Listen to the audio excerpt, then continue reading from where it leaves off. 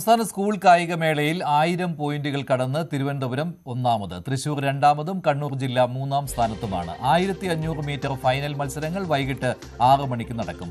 4x400 metre relay മത്സരങ്ങൾ രാത്രി 7:30-ക്കാണ്. ശക്തമായ മഴയെ തുടർന്ന് ജൂനിയർ ആൺകുട്ടികളുടെ പോൾ വോൾട്ട് ഫൈനൽ മത്സരങ്ങൾ നിർത്തിവെച്ചു. ഹരികൃഷ്ണൻ ചേരുകയാണ് കൂടുതൽ വിവരങ്ങളുമായി. ഹരി, തിരുവനന്തപുരം ചാമ്പ്യൻഷിപ്പിലേക്ക് അടുക്കുകയാണോ?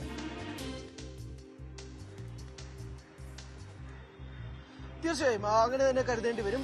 വലിയ അത്ഭുതങ്ങളൊന്നും മഹാത്ഭുതങ്ങളൊന്നും സംഭവിച്ചില്ലെങ്കിൽ തിരുവനന്തപുരം തന്നെ ഇത്തവണ ഓവറോൾ ചാമ്പ്യൻഷിപ്പ് നേടും. അവസാനത്തെ പോയിന്റ് പട്ടിക ഇങ്ങനെയാണ്. 1051 പോയിന്റുമായിട്ട് തിരുവനന്തപുരം ഒന്നാം സ്ഥാനത്ത് നിൽക്കുന്നു. തൃശൂരാകട്ടെ 500 പോയിന്റ് പോലും കടക്കാൻ സാധിക്കുന്നില്ല. 495 നിലവിൽ നിൽക്കുന്നത്. ബഹുദൂരം മുന്നിലാണ് തിരുവനന്തപുരം ഓവറോൾ ചാമ്പ്യൻഷിപ്പിൽ എന്ന് തന്നെ പറയേണ്ടി വരും. അതോടൊപ്പം തന്നെ ജൂനിയർ പെൺകുട്ടികളുടെ ഡിസ്കസ് ത്രോ പൂർത്തിയായിരുന്നു. സോനാമോഹൻ, കാസർഗോഡുകാരിയായ സോനാമോഹനാണ് റെക്കോർഡ് നേട്ടത്തോടുകൂടി കൈവരിച്ചിരിക്കുന്നത്. ഈ മീറ്റിലെ 3ാമത്തെ റെക്കോർഡാണ് കൈവരിച്ചിരിക്കുന്നത്. അത് സോനാമോഹന്റെ പേരിൽ വരുന്നു. 38.64 മീറ്റർ ദൂരത്തിലാണ് ഡിസ്കസ് ത്രോ വരുന്നത്. KC throws academy, Kasaragod KC throws അക്കാദമിയിലെ പെൺകുട്ടിയാണ് സോനാമോഹൻ. ഇപ്പോഴാണ് ജൂനിയർ ആൺകുട്ടികളുടെ പോൾ വോൾട്ട് മത്സരങ്ങൾ നടക്കുന്നത്.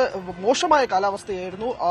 അത് തുടർന്ന് ഈ പോൾ വോൾട്ട് മത്സരങ്ങൾ നിർത്തിവെച്ചിരുന്ന ഒരു സാഹചര്യം ഉണ്ടായിരുന്നു. ഇപ്പോഴാണ് അത് വീണ്ടും പുരോഗമിക്കുന്നത്.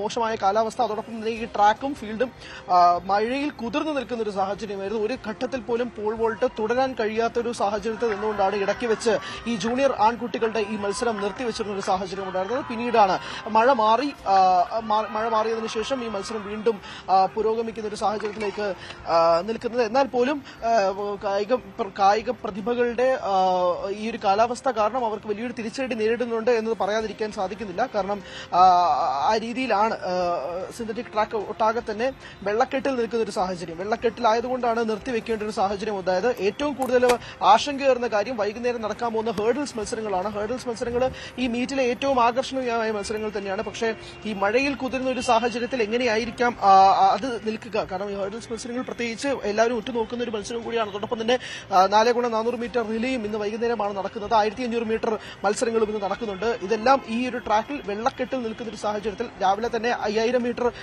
നടത്തത്തിൽ അവർ മത്സരിച്ചവർക്കൊക്കെ തന്നെ ഒരു മോശമായ സാഹചര്യം ഉണ്ടായത്. ഇപ്പോൾ വീണ്ടും മഴ പെയ്യുന്ന ഒരു സാഹചര്യമാണ് ഉള്ളത്. വീണ്ടും മഴ ശക്തമായി പെയ്യാൻ പോവുകയാണെന്നുള്ള ലക്ഷണങ്ങൾ വന്നു തുടങ്ങുന്നുണ്ട്. വീണ്ടും മത്സരങ്ങൾ നിർത്തിവെക്കാനുള്ള ഒരു സാധ്യത മുന്നിൽ കാണുകയും ചെയ്യുന്നുണ്ട്. ഇങ്ങനെ ഈ കാലാവസ്ഥ വലിയൊരു രീതിയിൽ പ്രശ്നമായി നിൽക്കുകയാണ് കായിക താരങ്ങൾക്ക്. പ്രത്യേകിച്ച് അവരുടെ പ്രകടനം പൂർണ്ണമായും പുറത്തെടുക്കാൻ കഴിയുന്നില്ല എന്നുള്ള പരാതിയും നിൽക്കുന്നുണ്ട്. പക്ഷേ വൈകുന്നേരത്തെ ഹേർഡിൽസ് മത്സരം, റിലേ മത്സരങ്ങൾ, 1500 മീറ്റർ ഓട്ടം, ഇതെല്ലാം തന്നെ ഈ മഴയിൽ ഇങ്ങനെ നിൽക്കുന്ന ഒരു സാഹചര്യത്തിലാണെങ്കിൽ അത് കൂടുതൽ പ്രശ്നമാവും. നേരത്തെ ഹീറ്റ്സ് മത്സരത്തിൽ, ഹേർഡിൽസിന്റെ ഹീറ്റ്സ് മത്സരങ്ങളിൽ തന്നെ പലയിടത്തും പല കായിക താരങ്ങളും തെന്നിപ്പോകുന്ന ഒരു അവസ്ഥ ഉണ്ടായിരുന്നു. ട്രാക്കിൽ പ്രത്യേകിച്ച് അവർ ഓടുന്ന സാഹചര്യത്തിൽ തെന്നിപ്പോകുന്ന ഒരു അവസ്ഥ ഉണ്ടായിരുന്നു. അങ്ങനെ ഒരു മോശം അവസ്ഥയിൽ തന്നെയാണ് ഇവർക്ക് ഈ സ്റ്റേറ്റ് മത്സരങ്ങൾ കളിക്കേണ്ടി വരുന്നതെന്നുള്ളൊരു വളരെ ദുഃഖകരമായ കാര്യം കൂടിയാണ് നിലവിൽ നടന്നുകൊണ്ടിരിക്കുന്നത്. പക്ഷേ അതുകൊണ്ട് തന്നെ ഈ മത്സരം ഇടയ്ക്ക് വെച്ച് നിർത്തിവെക്കുന്ന ഒരു സാഹചര്യമുണ്ട്. വൈകുന്നേരം എന്താകും അവസ്ഥ എന്നറിയില്ല. പക്ഷേ ഇപ്പോൾ വീണ്ടും മഴ പെയ്യുന്ന ഒരു സാഹചര്യമാണ് നിൽക്കുന്നത്. പോൾ വോൾട്ട് മത്സരങ്ങൾ നേരത്തെ ഈ മഴ കാരണം നിർത്തിവെച്ചിരുന്ന ഒരു സാഹചര്യമുണ്ട്. ഇപ്പോൾ വീണ്ടും മഴ പെയ്യുമ്പോൾ എന്തായിരിക്കും അധികൃതരുടെ തീരുമാനം എന്നുള്ളത് അറിയേണ്ടതുണ്ട്. നിലവിൽ മത്സരം പുരോഗമിക്കുകയാണ്. ശരി, ഹരികൃഷ്ണനാണ് വിവരങ്ങൾ.